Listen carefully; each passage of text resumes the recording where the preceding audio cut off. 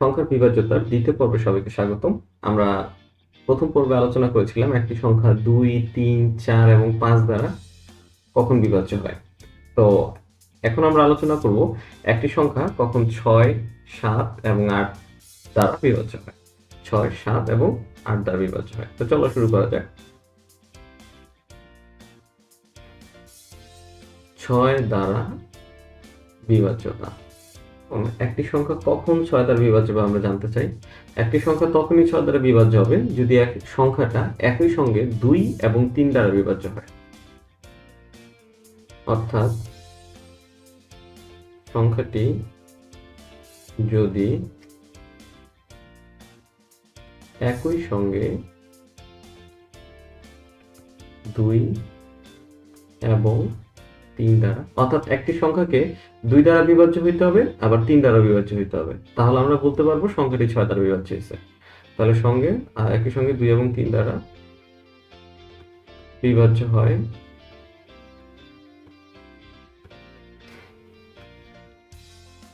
তবে সংখ্যাটি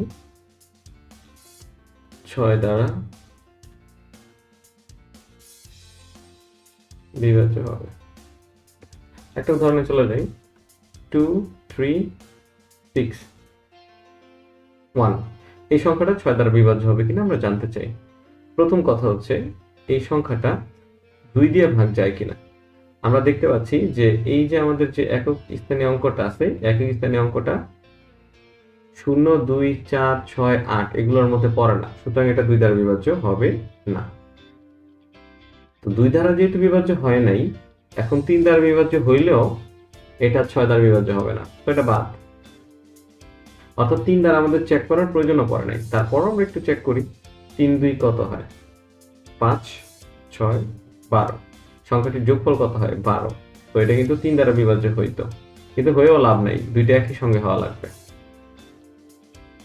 আমরা যদি একটু 36কে চিন্তা করি, দেখো 36 2 দ্বারা বিভাজ্য হয়, যেহেতু লাস্টের ডিজিটটা 6 আছে। আবার 6, 3, 9, 9 কিন্তু 3 দ্বারা ভাগ হয়, সুতরাং সংখ্যাটাও 3 দ্বারা ভাগ হবে। তাহলে এটা কিন্তু একই সঙ্গে 2 এবং 3 দ্বারা ভাগ গেছে। যেহেতু 2 এবং 3 দ্বারা ভাগ গেছে, তার মানে এটা ডেফিনেটলি 6 দ্বারা ভাগ হবে। আমরা আরেকটা উদাহরণে চলে যাই। 2, 8, 6, 1 দেখি এটা 6 দ্বারা বিভাজ্য হয় কিনা। আচ্ছা 1, 0 দিই। প্রথম কথা হলো এটা 2 দ্বারা বিভাজ্য হবে, যেহেতু লাস্ট ডিজিটটা 0 আছে। এখন আমরা যোগ করি, দেখি 3 দ্বারা ভাগ হয় কিনা। 8 আর 2, 10, 16, 17, যোগফল 17। যেহেতু যোগফল 17, এটা 3 দ্বারা ভাগ হচ্ছে না, সুতরাং এই সংখ্যাটাও 6 দ্বারা ভাগ হবে। আশা করি আমরা ব্যাপারটা বুঝতে পারছি। তবে এখানে আমি একটু অ্যাড করে নিব। এখানে আমাদের একটা রুলস আছে। রুলসটা হচ্ছে এরকম যে একটি সংখ্যা পি এবং কিউ দ্বারা ভাগ হলে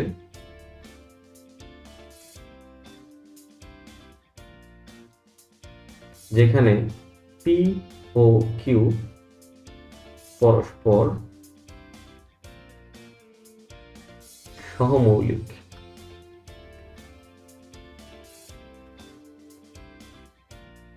একটি সংখ্যা যদি পি দিয়েও ভাগ হয়, কিউ দিয়েও ভাগ হয়, তাহলে বুঝতে হবে সংখ্যাটা পি কিউ দিয়েও ভাগ হবে।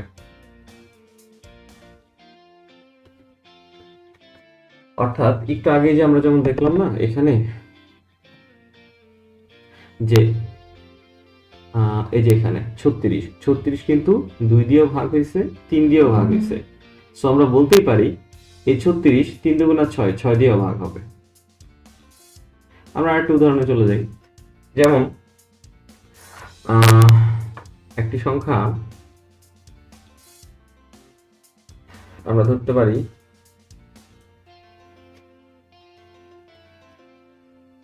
48।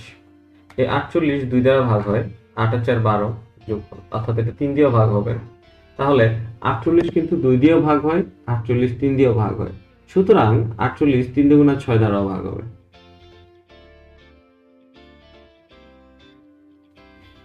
তবে একটা কথা আছে, সেটা কি, পি আর কিউ হইতে হবে কি সহমৌলিক। যেমন 2 এবং 3 এখানে সহমৌলিক, যদি সহমৌলিক না হয় তাহলে কিন্তু পিকিউ দ্বারা ভাগ হবে না। আমি একটা উদাহরণে চলে যাই, যেমন 24 2 দিয়ে ভাগ যায়, 24 কিন্তু 3 দিয়ে ভাগ যায়। সুতরাং 24 3 দুগুণা 6, 24 কিন্তু 6 দিয়ে ভাগ হবে। কিন্তু 24-এর বেলা অনেকে যদি এভাবে চিন্তা করে 24 তো 3 দিয়ে ভাগ যায়, আবার 24 তো 4 দিয়ে ভাগ যায়।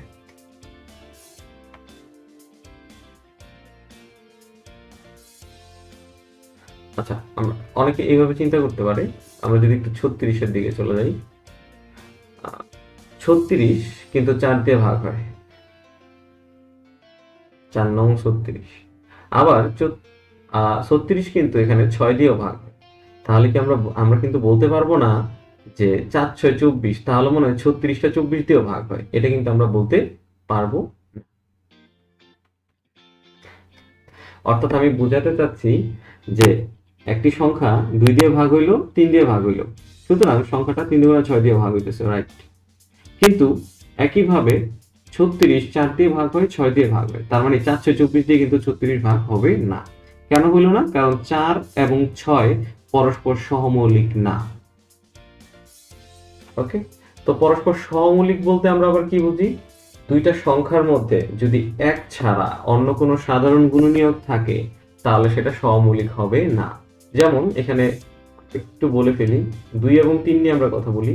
2 এর গুণনীয়ক কি আছে আমাদের? 1 into 2। 3 এর গুণনীয়ক কি আছে? 1 into 3। এখানে এক ছাড়া অন্য কোনো সাধারণ গুণনীয়ক ওদের মধ্যে নাই, তো ওরা হচ্ছে পরস্পর সহমৌলিক,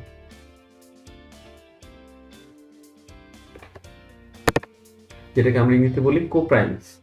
আচ্ছা, আর এখানে আমরা যদি 4 এবং 6 নিয়ে কথা বলি, 4 এর ভিতরে আমরা যদি একটু লক্ষ্য করি, এখানে 1 আছে, 2 আছে, 2 আছে। 6 এর ভিতরে 1 আছে, 2 আছে, 3 আছে। এখানে আমরা দেখতে পাচ্ছি এক ছাড়াও এখানে আরেকটা গুণনীয়ক রয়ে গেছে, সো ওরা সহমৌলিক নয়।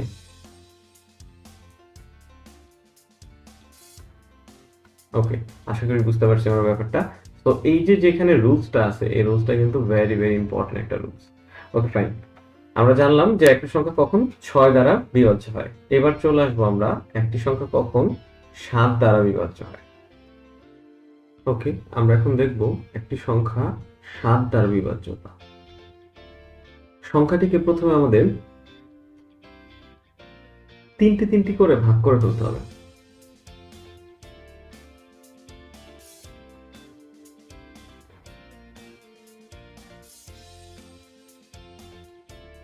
তিনটি করে দল তৈরি করে, এখন আমরা যে 3টি করে দল তৈরি করব বা তিনটা করে আলাদা করব, কোন দিক থেকে করব সেটা কিন্তু ইম্পর্টেন্ট ব্যাপার। আমরা ডান দিক থেকে দল তৈরি করব, ডান দিক থেকে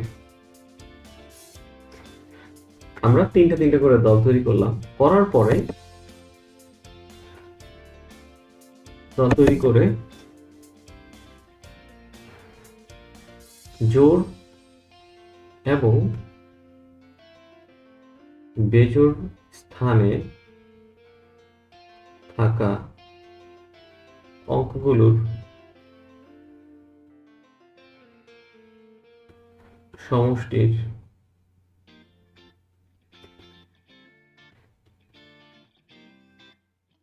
বিয়োগফল 0 অথবা 7 দ্বারা বিভাজ্য হলে সংখ্যাটি 7 দ্বারা বিভাজ্য হবে। তো এখানে উল্লেখ করা প্রয়োজন যে 7-এর ক্ষেত্রে আমরা যে রুলসটা মেনটেন করব, আমরা 13-র ক্ষেত্রে সেই রুলসটাই মেনটেন করব। অর্থাৎ আমরা এখানে বলে দিব 7 বা 13 দ্বারা যদি ভাগ হয় তাহলে সংখ্যাটি 7 বা 13 দ্বারা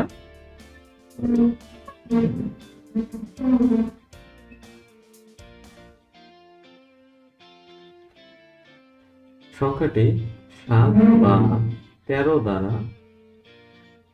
বিভাজ্য হবে। আমরা একটু উদাহরণে চলে যাই।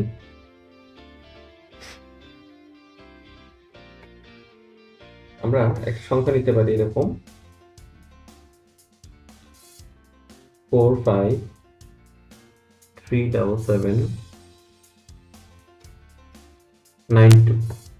আমরা কি করব, আমরা এটাকে তিনটা দলে ভাগ করব, মানে তিনটা তিনটা করে দল তৈরি করব। কোন দিক থেকে? ডান দিক থেকে। তাহলে চলো ডান দিক থেকে আমরা দল তৈরি করি। একটু লিখে ফেলি এখানে, একটা দল, দুইটা দল, আর এখানেও কিন্তু খালি থেকে যায়, তিনটা দল পাইলাম। তাহলে প্রথম কাজ হচ্ছে দল তৈরি করা, আমরা করলাম। তারপরে দেখবো জোড় অবস্থানে কোন দলগুলো আছে, বেজোড় অবস্থানে কোন দলগুলো আছে সেটা আমরা দেখতে পাইতেছি। এটা হচ্ছে বেজোড় অবস্থানে, এটা আছে বেজোড় অবস্থানে। তাহলে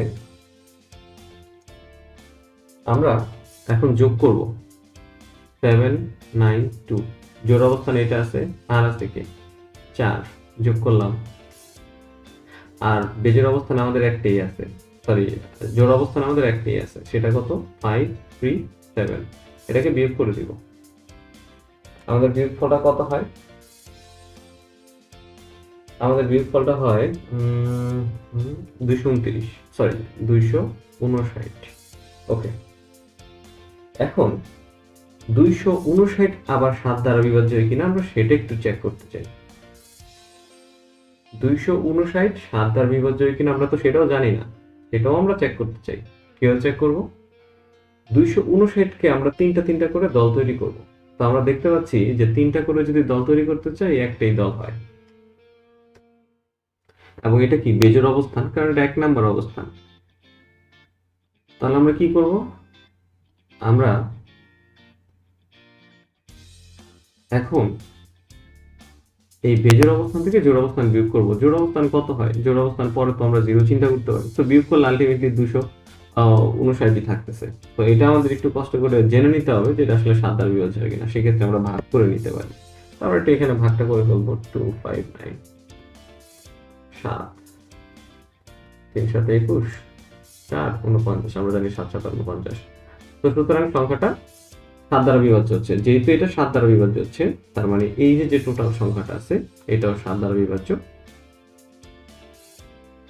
অর্থাৎ আমি আরেকবার রিপিট করতেছি, আমাদের যে সংখ্যাটা দেওয়া থাকবে সেই সংখ্যাটাকে আমরা কি করব? ডান দিক থেকে তিনটা তিনটা করে দল তৈরি করব, এবং দলগুলার কিছু থাকবে জোড় অবস্থানে, কিছু থাকবে বেজোড় অবস্থানে। যেমন এই 4 বেজোড় অবস্থানে, তারপরে এই যে 537 এটা জোড় অবস্থানে, তারপরে 792 এটা আবার বেজোড় অবস্থানে। তো বেজোড় অবস্থানগুলো যোগ করব, জোড় অবস্থানগুলো যোগ করব, তারপরে কি করব? একটা থেকে আরেকটা বিয়োগ করব। জোড় থেকেও বেজোড়গুলো বিয়োগ করা যেতে পারে, বা বেজোড়গুলো থেকেও জোড় বিয়োগ করা যেতে পারে। ছোট বড় হবে, আমরা চিহ্নটা নিয়ে চিন্তা করবো না, আমরা সংখ্যা নিয়ে চিন্তা করব। তো তখন দেখবো এই যে বিয়োগফলটা, এই বিয়োগফলটা 0, অথবা যদি 7-এর গুণনীয়ক হয় বা 7 দ্বারা বিভাজ্য হয় তাহলে সংখ্যাটা 7 দ্বারা বিভাজ্য হবে। সেম কথা 13-র ক্ষেত্র, বিয়োগফলটা যদি 0 অথবা 13 দ্বারা বিভাজ্য হয়, বিয়োগফলটা যদি 0 হয় অথবা বিয়োগফলটা যদি 13 দ্বারা বিভাজ্য হয়, তাহলে সংখ্যাটাও 13 দ্বারা বিভাজ্য হচ্ছে। আমরা তাহলে 13-র জন্য একটা উদাহরণ চিন্তা করি। সাপোজ এরকম 5 7 9 4 8 8। আমরা এখানে যদি একটু দল তৈরি করতে চাই, ডান দিক থেকে দল তৈরি করতে হবে আমাদের। একটা দল, দুইটা দল লিখেছে, ওকে ফাইন। তো একটা দল থেকে আরেকটা দল কি করতে হবে? বিয়োগ করে দিতে হবে। তাহলে আমরা বিয়োগ করি 5 7 9 -4 8 8। আমাদের বিয়োগ করলে কত হয়ে যায়? বিয়োগ করলে হয়ে যায় হচ্ছে 91। তাহলে 91 কিন্তু 7 দ্বারা বিভাজ্য হবে না, কিন্তু 91 13 দ্বারা বিভাজ্য হয়। সুতরাং এটা কি হবে? এটা 13 দ্বারা বিভাজ্য হবে। আশা করি আমরা 7-এর কনসেপ্টটা ক্লিয়ার হতে পারছি। এবার আমরা জানবো একটা সংখ্যা কখন 8 দ্বারা বিভাজ্য হয়। সংখ্যাটির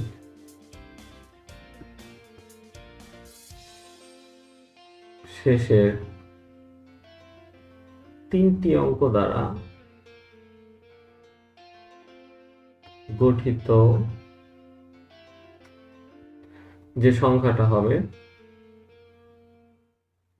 সেই সংখ্যাটা যদি 8 দ্বারা বিভাজ্য হয়।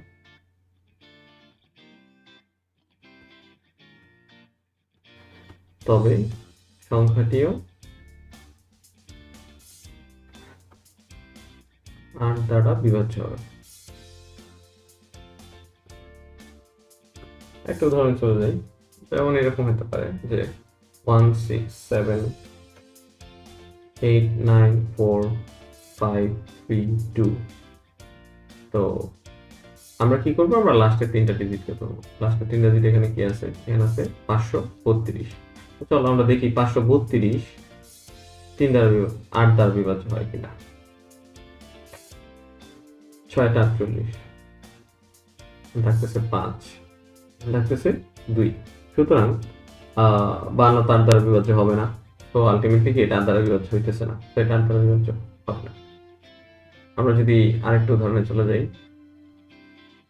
এরকম 1 7 8 4 3 5 2। আমরা দেখতে চাই এই সংখ্যাটা 8 দ্বারা বিভাজ্য হয় কিনা। আবার আমরা 3টা ডিজিট ধরবো। এবার আমরা 352কে 8 দ্বারা ভাগ করব। তো 4 8 32 থাকতেছে 3, আমাদের 2 চলে আসতেছে এখানে। 4 8 32 44। তো আলটিমেটলি আমরা দেখতে পাচ্ছি 352 8 দ্বারা বিভাজ্য হয়, সুতরাং এই টোটাল সংখ্যাটাও 8 দ্বারা বিভাজ্য হবে। তো এটা হচ্ছে আমাদের দ্বিতীয় পর্বের আলোচনা। আমাদের তৃতীয় পর্বে ধারাবাহিকভাবে এরকম আর আলোচনা চলতে থাকবে। ধন্যবাদ ধৈর্য ধরে ভিডিওটি দেখার জন্য।